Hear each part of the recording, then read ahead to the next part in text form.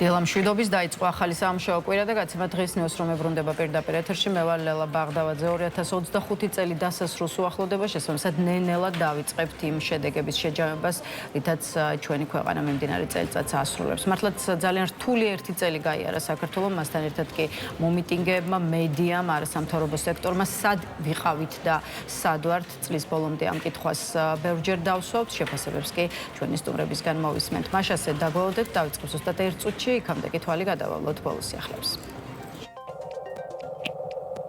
საქართველოს ადვოკატთა ასოციაციაში ახალი თავმჯდომარის ასარჩევად მეორე ტური გაიმართება. კენჭისყრის პირველი ტურის შედეგად ახალი თავმჯდომარის არჩევა ვერ მოხერხდა. კენჭისყრაში 2700-ზე მეტმა ადვოკატმა მიიღო მონაწილეობა. მეორე ტურში გადასულმა ირაკლი ყანდაშულმა 1283 ხმა მიიღო, ხოლო მისმა კონკურენტმა ირაკლი ჩომახაშულმა 1109 ხმა მოაგროვა. კანონმდებლობის შესაბამისად მეორე ტური არაუგვიანეს 14 დღის ვადაში უნდა გაიმართოს. სამართალდამცველებმა ფონიჭალის დასახლებაში დიდი და განსაკუთრებით დიდი ოდენობით ნარკოტიკული საშუალების და ფსიქოტროპული ნივთიერებების უკანონო შეძენა, შენახვის და რეალიზაციის ხელშეწყობის ბრალდებით 1991 წელს დაბადებული პირი დააკავეს. ჩხრიკის შედეგად ნივთმტკიცება დამოღებულია 297 შეკვრად დაფასოებული სარეალიზაციოდ გამზადებული ნარკოტიკული საშუალება და 491 აბი ფსიქოტროპული ნივთიერება. სიდნეიში ბონდი ბიჩზე მომხდარი სროლის შედეგად დაღუპულთა რაოდენობა 15-მდე გაიზარდა, მათ შორის 10 წლის გოგონა. ინფორმაციას BBC ავრცელებს. თავდასხმა ხანუქას დღესასწაულისადმი მიძღვნილი ღონისძიების დროს მოხდა. პოლიციის თქმით, მომხდარს ტერორისტულ აქტად განიხილავენ. არსებული ინფორმაციით შეერაღებული პირები, რომლებიც შეკრებილებს თავს დაესხნენ, მამა-შვილი იყო. პოლიციის მიერ 50 წლის მამაკაცის ლიკვიდირება ადგილზევე მოხდა.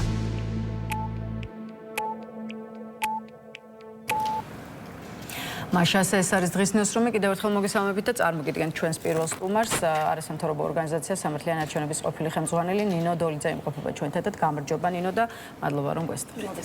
მოგესალმებით თქვენს მაყურებელს.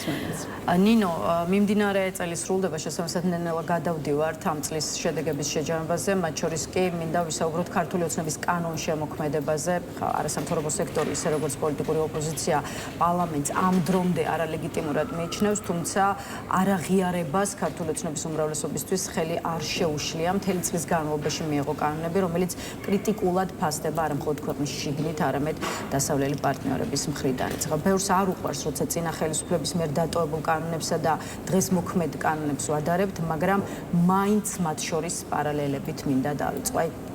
სად იყო საქართველოს კანონების დემოკრატიულობის თვალსაზრისით თუნდაც 1 წლის წინ და ახლა უკვე რა კატეგორიის, ასე ვთქვათ, ქვეყნებში იმყოფება.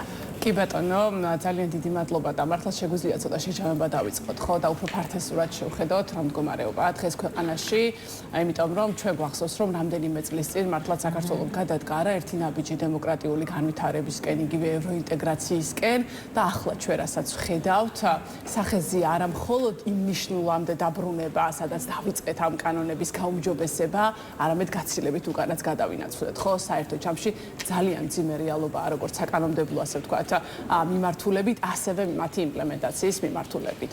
და ძალიან ესე ფართოდ რო შევხედოთ, საბოლოო ჯამში ქართული ოცნების მიერ განხორციელებული ცვლილებები მიმართული იყო სიტყვის და გამოხატვის თავისუფლების წინააღმდეგ და ამის შემდეგ ყველა იმ ჯგუფის წინააღმდეგ, რომელიც განსხვავებულ აზრს აფიქსირებს თუ აფიქსირებდა ქართული ოცნების მიმართ. ეს დაიწყო ყველამ კარგად ვიცით სამოქალაქო ორგანიზაციებით და დამოუკიდებელი მედიით.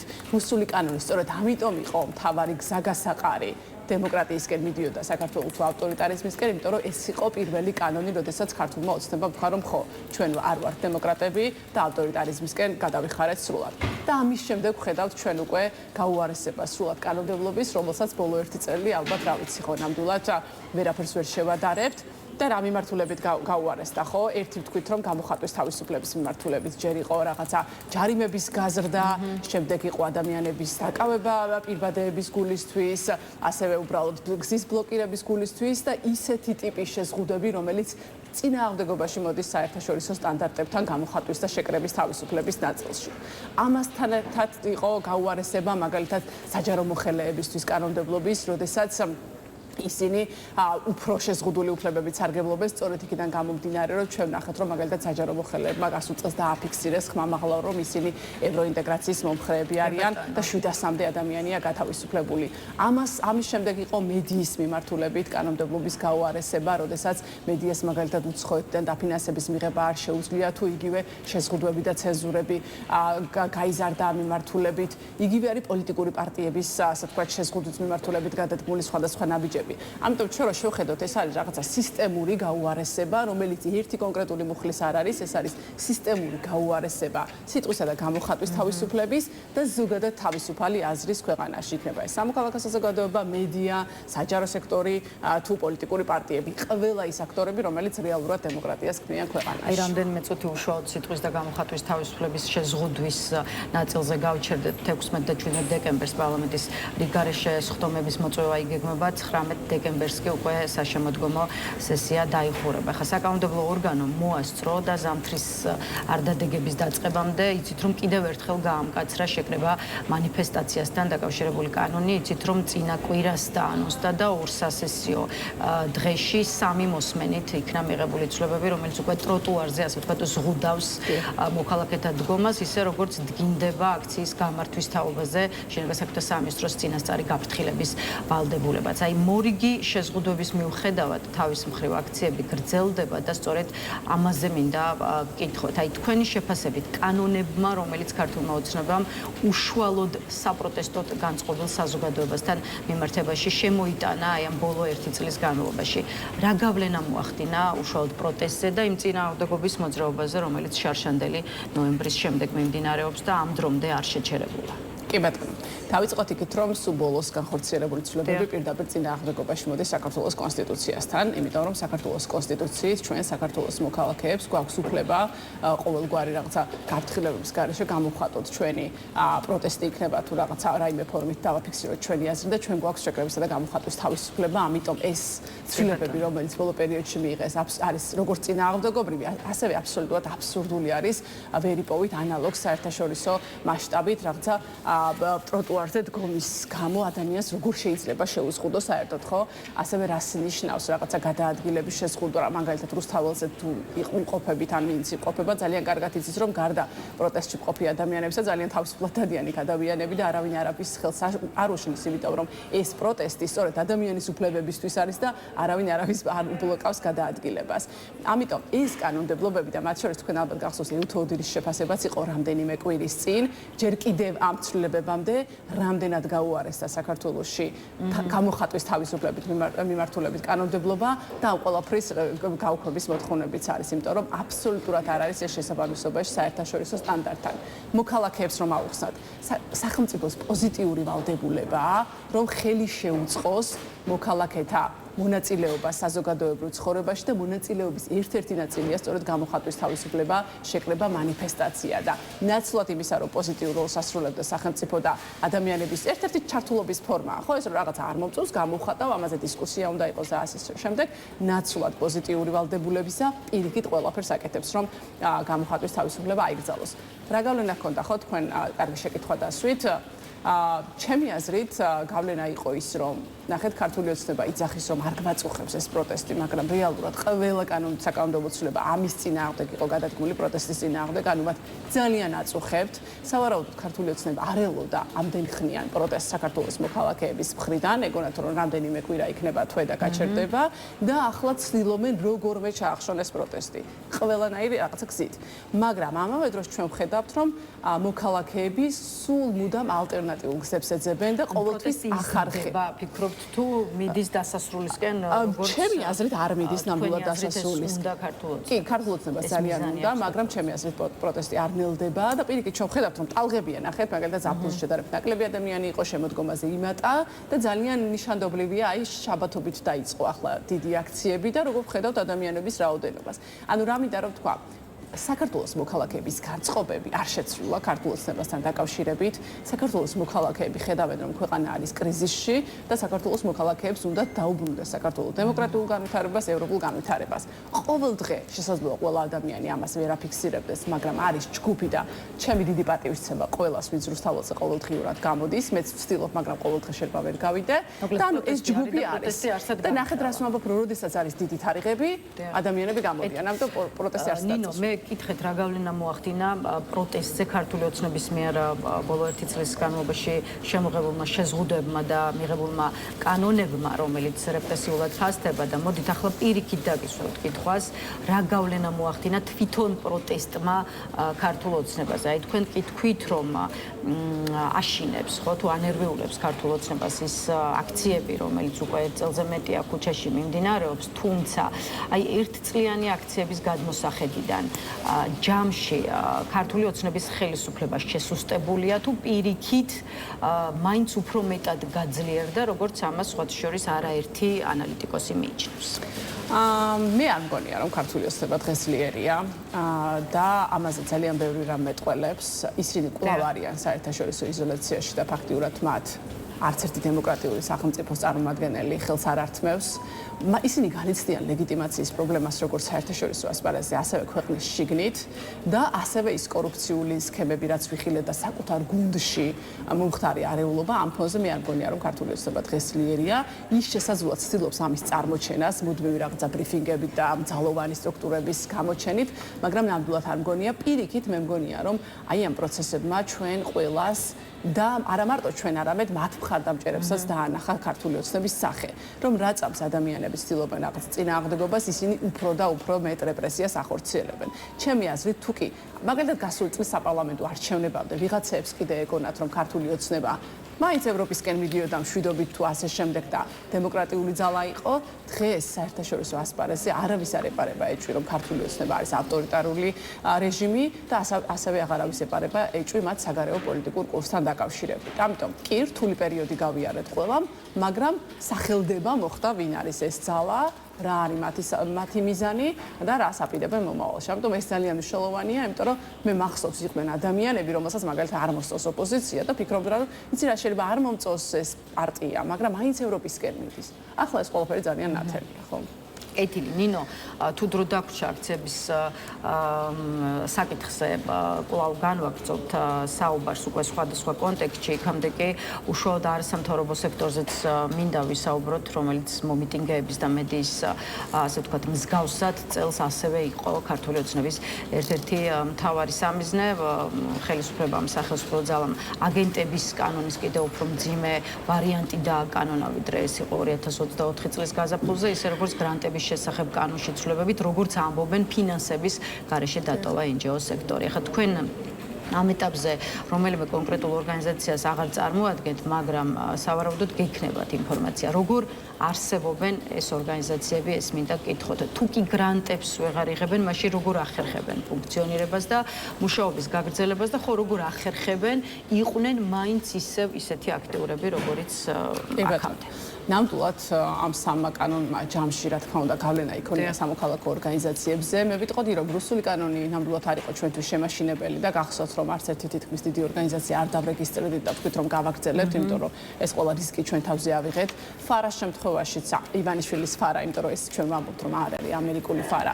ამ შემთხვევაშიც თქვით, რომ ეს ჩვენ არ გვეხება, იმიტომ რომ ამერიკაში ფარა აბსოლუტურად განსხვავებულად მუშაობს და ნამდვილად არ ეხება ეროვნულ ორგანიზაციებს, რომლებიც საქართველოს ინტერესებზე მუშაობენ. ყველაზე ასე ვთქვათ, ესეთი მსუსხავი ეფექტი ქონდა გრანტების შესახებ კანონს და რატომ? იმიტომ რომ აქ ფაქტიურად ნიშნავს, რომ სახელმწიფო დასტურის, ხელისუფლების დასტურის გარეშე ვერ იღებ გრანტს და ნუ ახლა ჩვენ ხომ კარგად ვიცით, რომ ქართული ოცნება არც ერთ შემთხვევაში არ გასცემს გრანტს იმ ორგანიზაციებზე, რომელსაც მიიჩნევს მათ წინააღმდეგ კრიტიკულად განწყობილ და ასე შემდეგ. ამიტომ ამ ყველაფერმა ცხადია და ყველაზე მეტად გრანტების კანონმა გავლენა იქონია. ასევე გახსოვთ, რომ დაიწყო რაშდენ გობრაშვილის უწყება სხვადასხვა ქმედებების, სხვადასხვა ორგანიზაციების მიმართ და ყველაზე პრობლემური, რა თქმა უნდა, იყო მათ შორის ჩემი ყოფილი ორგანიზაციის ისვეცი და სხვა ორგანიზაციების დაყადაღება. თქვენ იცით, რომ ანგარიშებია გაყინული და რის გამო? მეც ვიყავი დაბარებული პროკურატურის მხრიდან და ვიყავი სასამართლოში რის გამო? გაწოდებული საბოტაჟის პირბადეების გამო. აი მართლა მინდა რომ საზოგადოება მიცოდეს, ისვედმა ჩემ დროს შეისყიდა გასულ წელს, როდესაც ძალიან დიდი დარბევები იყო და ჩვენ იქ ვიყავით, ვაკურდებოდით პროცესებს და მათ შორის ჩვენი ადვოკატები იცავდნენ ადამიანებს. პირბადე, აი ეს რაღაც აირწინაღი და სათვალე რატო ქონდა შეძენილი და ასევე აუცილებლად თქვა დროშებიც კი იყო მოტანილი რატო ქონდა შეძენილი დროშები. ანუ საქართველოს დროშის შეძენაზე გვედავებიან და ამიტომ არის დაყადაღებული ორგანიზაციები. ხო, ამიტომ ცხადია ამ ყველაფერმა იქონია გავლენა. ორგანიზაციებს ფინანსური პრობლემები გააჩნიათ, მათ შორის ადამიანური რესურსის შესაძლო აღარ იყოს იმდენი, მათ შორის რეგიონულ ორგანიზაციებზეც იმოქმედა, მაგრამ მიუხედავად ამისა, ჩვენ შეგვიძლია ვთქვათ, რომ ქართული არასამთავრობო ორგანიზაციები თუნდაც მოხალისეობრივად და რაღაცა მწირი რესურსებით რაც ჰქონდათ შემორჩენილი დღეს აგრძელებენ მუშაობას და ჩვენ ვხედავთ რომ აი ცხელი ხაზი კვლავ მუშაობს ადვოკატების რაღაცა განცხადებები და ასე შემდეგ კვლავ კეთდება ანუ საკუთარი პერსონალური რისკის მოხალისეობის ასევე ფასად ეს ადამიანები აგრძელებენ მუშაობას. მხოლოდ მოხალისეობის ახლა როგორც ამბობენ არაერთმა ქართულმა NGO-მ ასე ვთქვათ სომხეთში პოვა გამოსავალი და თუ კი ვთქვათ აქამდე დასავლური ფულით კონფერენციები საქართველოში იმართებოდა ახლა ყველა ღონისძიება როგორც ამბობენ ერევანშია გადატანილი იც არის ინფორმაცია, რომ ამის გამო ქართულ ოცნებას სომხეთთან, არ ვიცი, გარკვეულწილად დაეძაბა კიდეც ურთიერთობა ყოველ შემთხვევაში. მიხეილ სააკაშვილი წერდა რამდენიმე დღის წინ სოციალურ ქსელში, რომ საქართველოს მთავრობა სომხეთს ქართული არასამთავრობო ორგანიზაციების ანგარიშების დახურვას სთხოვს. აი ამ კუთხით თუ გაქვთ რამე ინფორმაცია და რისი თქმა შეგიძლიათ, სომხეთშიც ხომ არ შეიძლება ესე ვთქვათ მისწვდეს არასამთავრობო სექტორს ქართული ოცნების ხელი და იქაც შეუქმნას პრობლემა. ხო, ნახეთ პირველ რიგში პარალელი რომ გავავლოთ, ანუ ქართული ოცნება როგორ რეჟიმს დაემსგავსა, ლუკაშენკოს რეჟიმს, ხო? და პუტინის რეჟიმს, როდესაც სამოქალაქო ორგანიზაციები ადგილზე ვეღარ ფუნქციონირებდნენ და ადამიანებს, რომლებიც ადამიანთა უფლებებზე თუ სხვადასხვა საკითხებზე მუშაობდნენ, მოუწიათ ქვეყნიდან გასვლა, იქიდან გამომდინარე, რომ ადგილზე მათ უბრალოდ ფიზიკურად აღარ შეეძლოთ მუშაობა. ეს არის რა თქმა უნდა ერთ-ერთი ალტერნატიული გზა რომ გადარჩნენ სამოქალაქო ორგანიზაციები და თქვა სხვა ქვეყანაში შეძლონ ფუნქციონირება.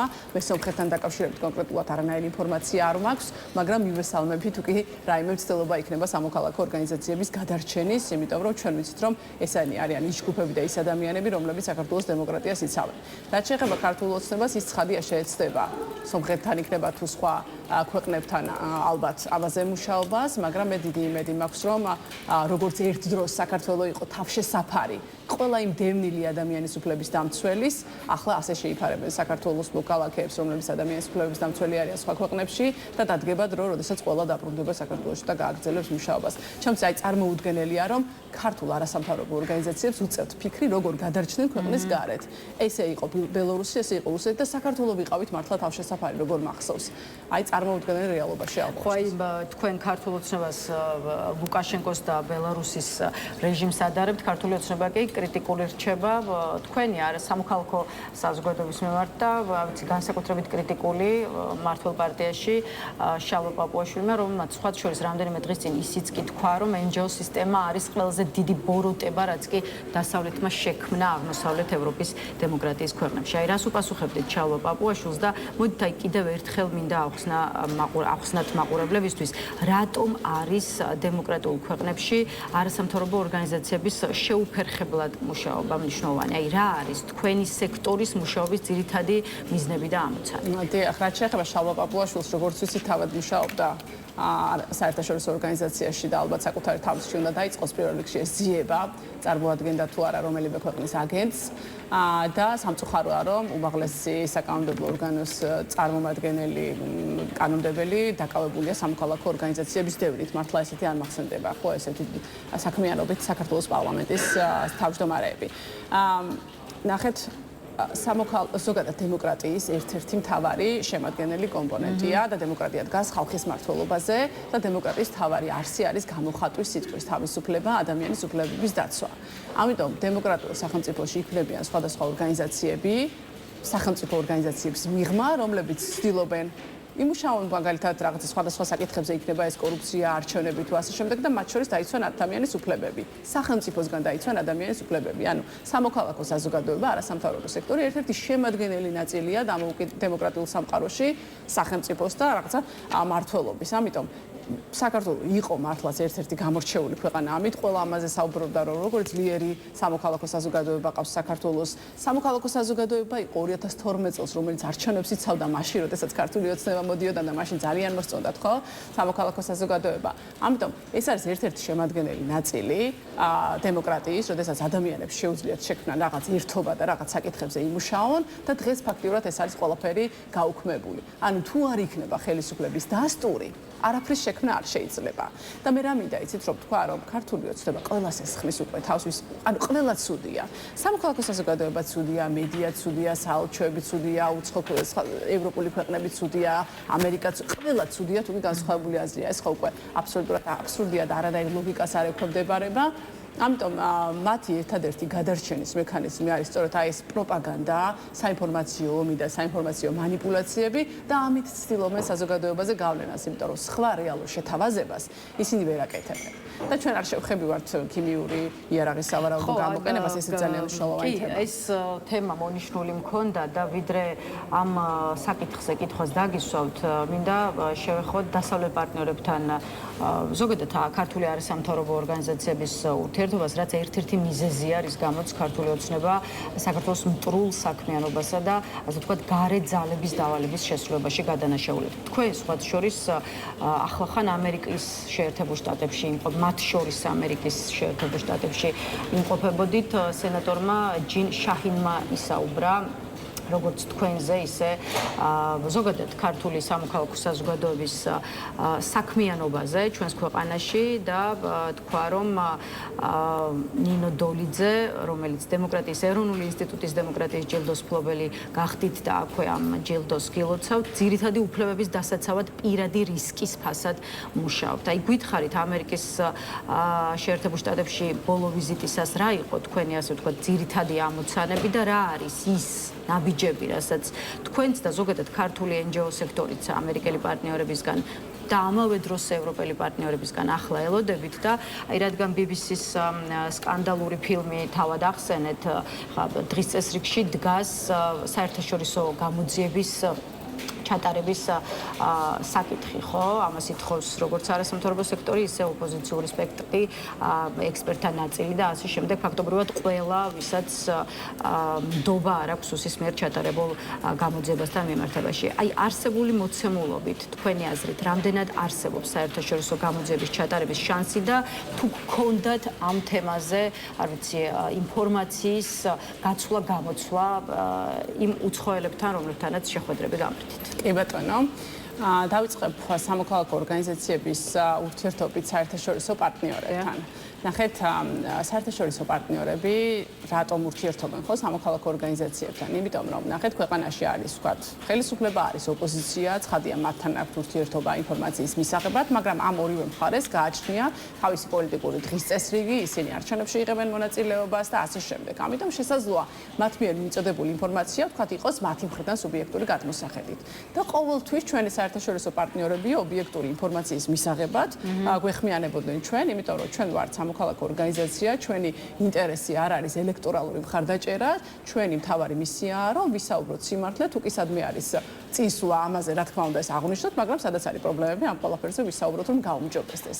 და სხვათა შორის პრობლემებზე საუბარი, ეს პირიქით ძალიან მნიშვნელოვანია ქვეყნისთვის. თუ კი ვიძახებ, რომ ყველაფერი კარგად არის, ეს არის ხო დათულის სამსახური, თორე პრობლემებზე საუბარი, ეს არის აღმოფხვის ერთ-ერთი მთავარი წინაპირობა. ამიტომ მუდმივად ეს ურთიერთობა სწორედ აქეთ იყო მიმართული, რომ ჩვენ მაგალითად მე ვიღადათ არჩევნებზე მეკითხებოდნენ, TIA-ის მაგალითად კორუფციაზე, SAIA-ს მარცხაჯულებაზე და ესეც საკითხებზე. ანუ ესე შემოიფარგლებოდა. და რაც შეეხება ჯილდო იქნება თუ სხვა ასე შემდეგ, რომელიც მე მათ შორის ყველა სამოქალაქო ორგანიზაციას იმიტომ მიუძღვენი, რომ ბოლო 2 წლის განმავლობაში რუსული კანონის ინიცირებიდან მისვეც მანამდეც არ აკლდა თავდასხმები, მაგრამ ჩვენ საჯაროდ ამაზე არ გვისაუბრია, რა გავიარეთ ყველამ, ხო? და არც არის საჭირო ამ ყველაფერზე საუბარი, მაგრამ სახში მოვარდნები, პოსტერების გამოკვრები, ჩვენთან რეკვები, ჩემ შვილთან რეკვები და ყველამ გაიარა ეს, ხო, ცხადია. არც არის შესაძლებელი იმასთან, რაც დღეს ქვეყანაში ხდება, მაგრამ ხო ჩვენ ამ ყველაფერს ვაკეთებდით, იმიტომ რომ ვიცოდით ვიყავით, მაგრამ ჩვენ ქვეყნისთვის რა იყო მნიშვნელოვანი. ამიტომ სამოქალაქო ორგანიზაციები, ჩემი აზრით, ჩემი კოლეგები არიან, მაგრამ მართლა მათ გმირობას ვაფასებ. მედიის წარმომადგენლების და ასე შემდეგ. და რაც შეეხება დღევანდელ მდგომარეობას, როგორ უყურებენ ჩვენი საერთაშორისო პარტნიორები. ევროპის მხრიდან ყველაფერი ნათელია, ჩემი აზრით, ევროპამ არაერთხელ გააკეთა განცხადება ამასთან დაკავშირებით და ევროინტეგრაცია შეჩერებულია დღეს საქართველოში. ფაქტიურად ფურცელზე არის, ხო, ესეა ნათქვამი და რა თქმა უნდა, ახლა ამ ქიმიური იარაღის სავარაუდო გამოყენება ძალიან დიდი გამოხმაურება და ინტერესი ჰქონდა მათ შორის ევროპის მხრიდან ჩვენ ვნახეთ ეს და ისინი ელოდებიან რა ნაბიჯები გადაიდგმება ქართული ოცნების მხრიდან, იმიტომ რომ სუსის რამდენიმე ღიანი გამოძიება ცხადია არც არის რელევანტური და ჩვენ მოვისმინეთ განცხადებები, რომ საკუთარ თავს ვერ გამოიძიებს უწყება და ამიტომ არის მნიშვნელოვანი საერთაშორისო გამოძიება. რაც შეეხება ამერიკის შეერთებულ შტატებს, ძალიან საინტერესო იყო ჩემთვისაც ეს ვიზიტი, იმიტომ რომ ახალი ადმინისტრაციის პირობებში მანამდე არ ვიყავი ნამყოფი და აქაც, როდესაც ფოდა შეხვედრები იქნებოდა ეს კონგრესში თუ სახელმწიფო დეპარტამენტში, მე დავინახე კვლავ ძალიან დიდი ინტერესი საქართველოსთან დაკავშირებით.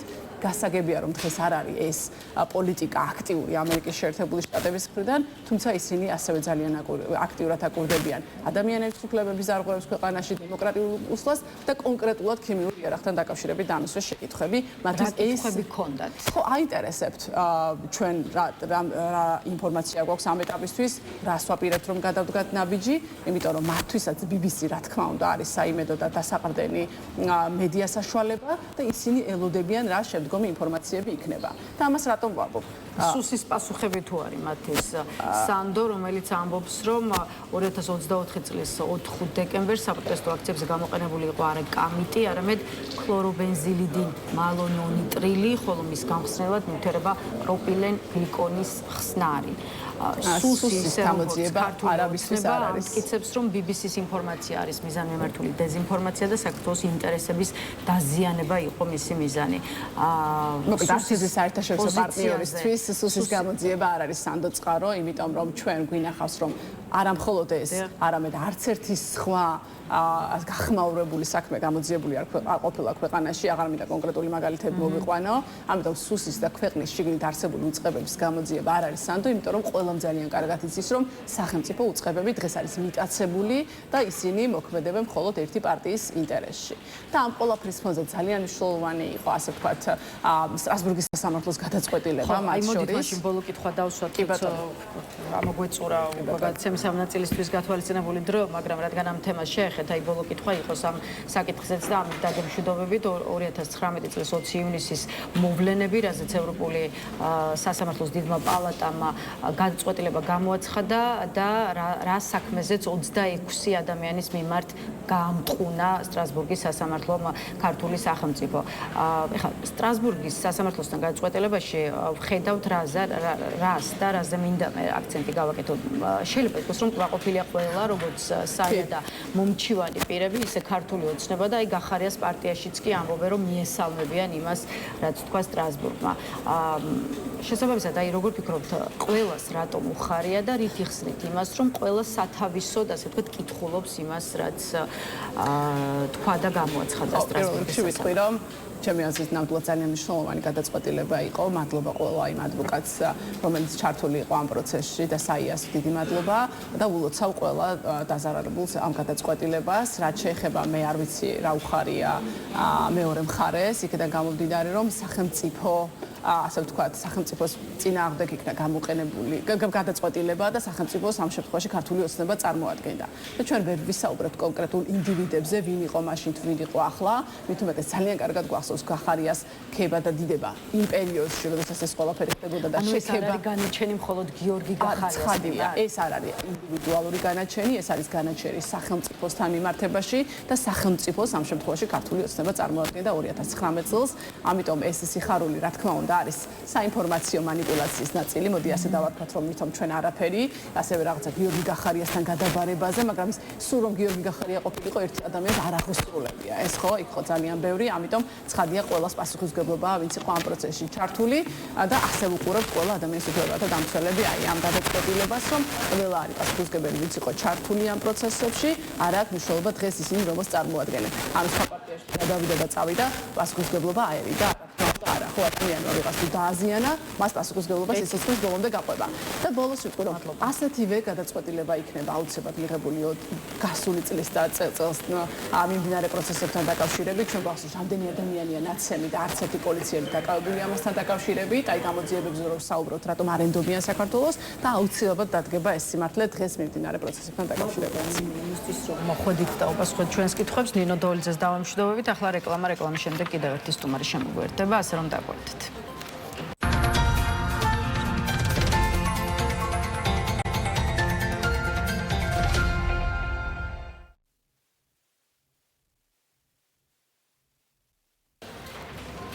მაშა ასე რეკლამა დასრულებულია, ბრუნდებით პირდაპირ ეთერში და გვერდება ჩვენი კიდევ ერთი სტუმარი, ევროპულ-ქართული ინსტიტუტის ხელმძღვანელი გიორგი მელაშვილია ჩვენთან ერთად. გამარჯობა გიორგი და მადლობა რომ შემოგვიერთით.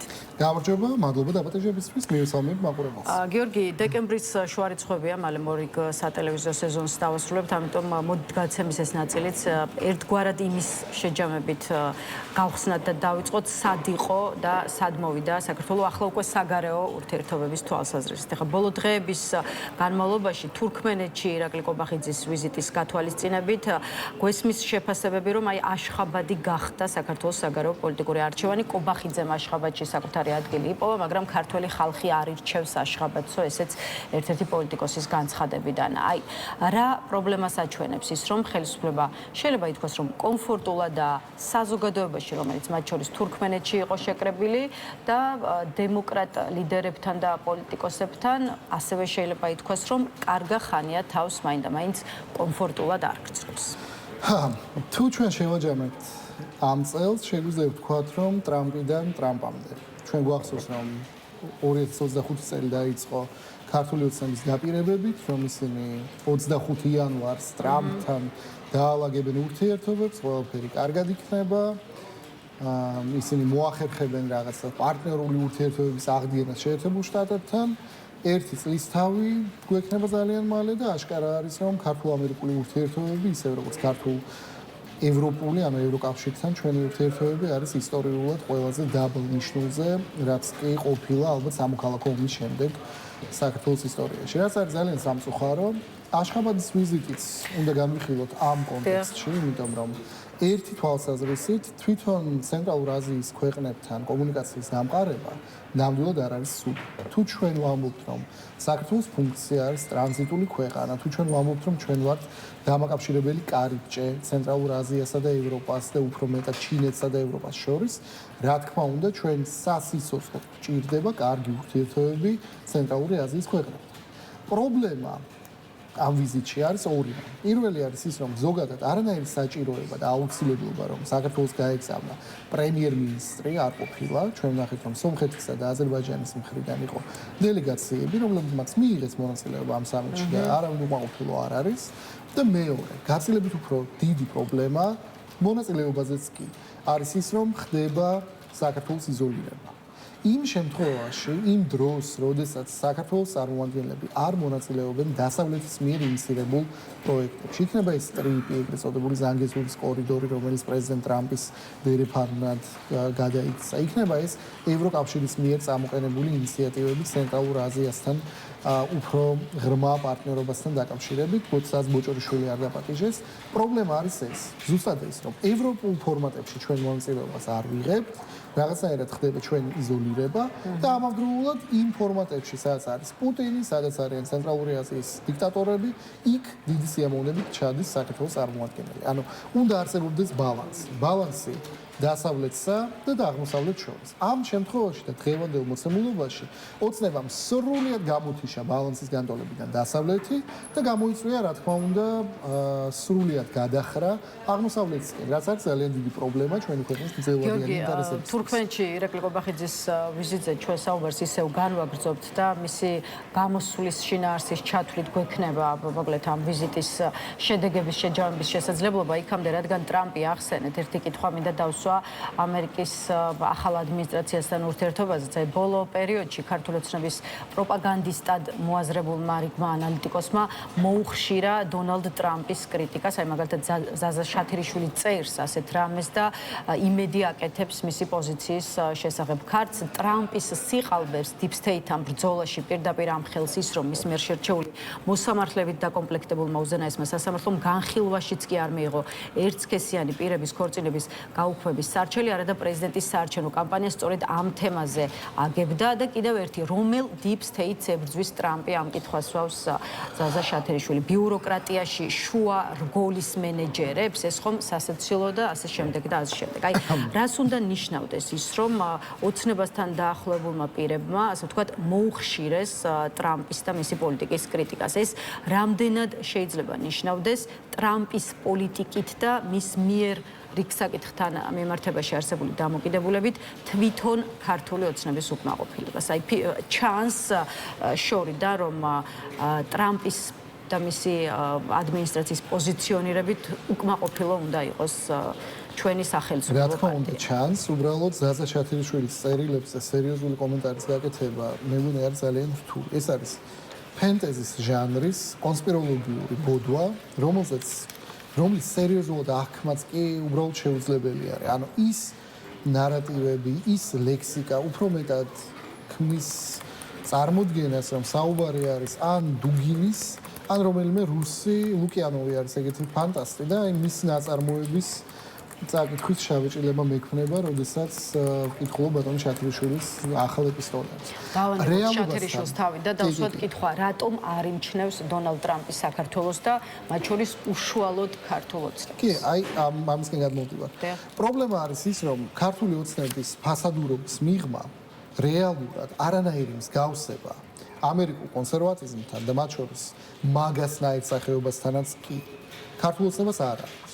მათი მთავარი არგუმენტი იანვარში იყო ის, რომ ჩვენ და ამერიკელი კონსერვატორები ვართ ერთ იდეოლოგიურ პლატფორმაზე, აგერ შეხედეთ რას ამბობს JD Vance, აგერ შეხედეთ რას ამბობდა თავად ტრამპი და ამიტომ ამ იდეოლოგიური მსგავსების და გამო თითქოს და ტრამპის ადმინისტრაცია უნდა ყოფილიყო კეთილგანწყობილი ქართული ოცნებისადმი. სინამდვილეში ჩვენ ძალიან ნათლად ვხედავთ, რომ ფუნდამენტური განსხვავება არსებობს ტრამპის ადმინისტრაციას და ოცნებას შორის. JD Vance-ის მიუნხენის სიტყვაში ძალიან კონკრეტულად იყო საუბარი სიტყვის თავისუფლებაზე, იმაზე, რომ პოლიტიკურმა პარტიებმა უნდა მოახერხონ სამართლიან ბრძოლაში მონაწილეობა და რას აკეთებს ამ დროს ქართული ოცნება. მათ მიიღეს უამრავი დრაკონული კანონი, რომელიც ზღუდავს სიტყვის და აზრის გამოხატვას. მათ მიიღეს სრულიად გაუგებარი სარჩლებით მიმართეს საკონსტიტუციოს პარტიების გაუქმებასთან დაკავშირებით და რა თქმა უნდა ვერანაირად ვერც ერთი ეს ნაბიჯი არ იქნება ამერიკაში აღქმული როგორც დადებითი ქმედება ან დადებითი ნაბიჯი. ანუ იდეოლოგიურ დონეზე არანაირი მსგავსება ქართულ ოცნებასა და შეერთებული შტატების ადმინისტრაციას შორის არ არსებობს. არსებობს გარკვეული ფასადური მსგავსებები, მაგრამ ჩვენ ძალიან კარგად ვიცით, რომ ქართული ოცნება არის პოლიტიკური პარტია, რომელსაც თავისუფლად შეუძლია საკუთარი იდეოლოგიის ცვლილება. თავიდან სოციალ-დემოკრატების წევრები იყვნენ ევროკავშირში, შემდეგ სანამ გააგდებდნენ ერთი თვით ადრე გავიდნენ და ახლა უბრალოდ მოირგეს ეს ფსევდო-კონსერვატიული ნიშა და ცდილობენ ქართველი ელექტორატის შეცდომაში შეიყვანონ. კარგი, გიორგი, დაუბრუნდეთ ისევ თურქმენეთს და ირაკლი კობახიძის მონაწილეობას ფორუმში, რომელსაც ასევე ესწრებოდა ვლადიმერ პუტინი. ქართული ოცნება პასუხობს ამ თვალსაზრისით გამოთქმულ კრიტიკას და პროვოკაციას უწოდებს იმაზე საუბარს, რატომ ისხდნენ ირაკლი კობახიძე და რუსეთის პრეზიდენტი ერთ სივრცეში. ფორუმში პუტინის მონაწილეობა არ ნიშნავს, რომ ირაკლი კობახიძე არ უნდა შეხვდეს აზერბაიჯანის პრემიერ-მინისტრს. თავის მართლება აქ არ არის საჭირო. პრემიერ-მინისტრი წასულია იყო იქ, სადაც საქართველოს ხვალინდელი დღე წყდებაო, ასეთია გია ვოლსკის საპასუხო განცხადება დაფიქსირებულ და გაჟღერებულ კრიტიკაზე. აი თვითონ პარლამენტის პირველი ვიცე-სპიკერის გადმოსახედიდან გითხავთ, რამდენად წყდება საქართველოს ხვალინდელი დღე ამ ტიპის ფორუმებზე და ხო, აი რატომ უნდა ეთქვა ირაკლი კობახიძეს ამ ფორუმში მონაწილეობაზე უარი, მაშინ როდესაც იქ შესაძლებლობა ჰქონდა გასაუბრების და შეხვედრის იქნებოდა ეს ალიევი თუ ფორუმში მონაწილე სხვა პრეზიდენტი თუ პრემიერ-მინისტრი. ხო, ალიევი არ იყო ამ ფორუმზე სხვათა შორის, იქ იყო აზერბაიჯანის პრემიერი და აზერბაიჯანი არის საპრეზიდენტო რესპუბლიკა.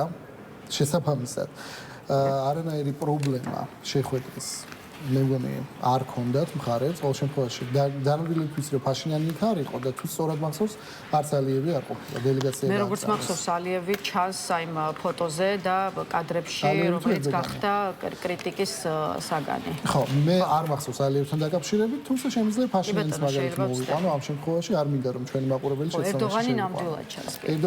ერდოღანი ნამდვილად იყო. ზოგადად, მე მგონი საქართველოს ხელისუფლებას არ აქვს აზერბაიჯანის წარმომადგენლებთან შეხვედრის პრობლემა, არ არის აუცილებელი ამისთვის, რომ ცენტრალურ აზიაში გაფრინდნენ, ბაქო ცოტა უფრო ახლოს არის. და თუ გადავხედავთ, რამდენჯერ შეხვდნენ ერთმანეთს, ამის პრობლემა ნამდვილად არ აქვს.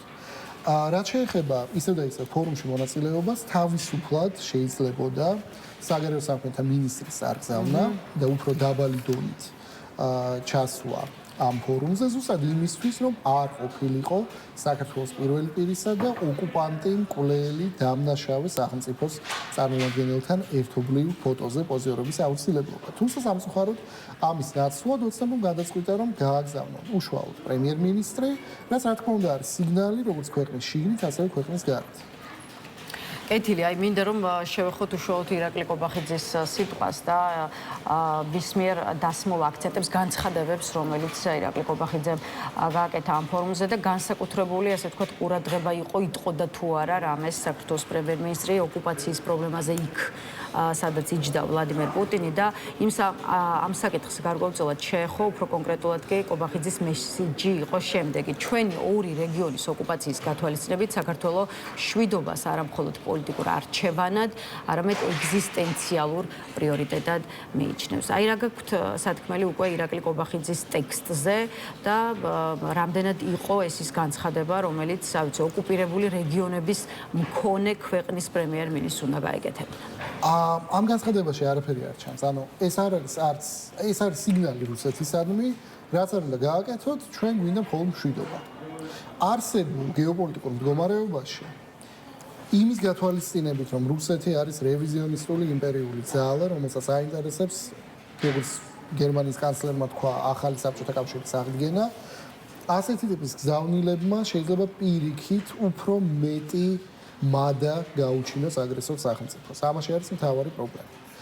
ზოგადად, თუ სახელმწიფოს არ შეუძლია საკუთარი თავის დაცვა, ნებისმიერი აგრესორი სახელმწიფო და ჩვენ სამწუხაროდ გაგვიმართოთ ჭყალებში. ფორუმის მიზანი არ ყოფილა საქართველოს და რუსეთის შორის ურთიერთობების გარკვევა. პრემიერ-მინისტრმა თურქმენეთში მიმდინარე ფორუმზე ოკუპაცია ახსენა იმ სიღრმით და იმ ხარისხით, რაც საჭირო იყო ამ კონფერენციაზე სათქმელად. ესეც კიდევ ერთი არგუმენტია ქართულ ოცნებაში და რადგან ამაზე ვსაუბრობთ. ამ შემთხვევაში ქართულ ოცნებას დარჩა მხოლოდ დემაგოგიური ხრიკების გამოყენების შესაძლებლობა, იმიტომ რომ კიდევ ერთხელ არაფრის მთქმელი გზავნილი იყო ეს. ჩემი სტუდენტები, რომლებიც მეორე კურსელები და მესამე კურსელები უკეთესი სიტყვით გამოვიდოდნენ. ერთ-ერთი ამის თქმა შემიძლია ამაზე. რამდენად არის აი მაშინ ასეც ჩაგიკითხებით, რამდენად არის საერთაშორისო ფორუმები, არ ვიცი, ერთგვარი მუხრუჭის მატარებელია ღონისძიებები, სადაც მტერი სახელმწიფოსადმი სათქმელში მაინც გიწევს გარკვეული ზღვარის დაცვა. რა თქმა უნდა, გააჩნია ფორმატს და გააჩნია უშუალოდ რა ღონისძიებაში ვიღებთ მონაწილეობას. ამიტომ იყო საუბარი იმაზე, რომ ეს ნეიტრალიტეტის ფორუმი არანაირად არ იყო ეგზისტენციალური ან ბედის გადამწყვეტი ღონისძიება. მე არანაირად არ ვთვლი, რომ საქართველოს ბედი წყდება ან აშხაბადში, ან ბრიუსელში, ან ვაშინგტონში. საქართველოს ბედი უპირველეს ყოვლისა წყდება თბილისში და ქართული ხალხის ნების შესაბამისად. თუ ვიღაცას უნდა გახსენება, ბოლოს ცენტრალურ აზიაში საქართველოს ბედი გადაწყდა თემურლენგის დროს. მე მგონი დღემდე გვახსოვს ის შემოსევები, რითაც ეს ყოველივე დასრულდა. ასე რომ არანაირად არ უნდა დავუშვათ ჩვენ პირველის ყოვლისა საქართველოს მოქალაქეებმა, რომ ჩვენი ბედი გადაწყდეს აშხაბადში, ბიშკეკში, ტაშკენტში, არ ვიცი რა დარჩა, ალმატაში თუ სადმე სხვაგან.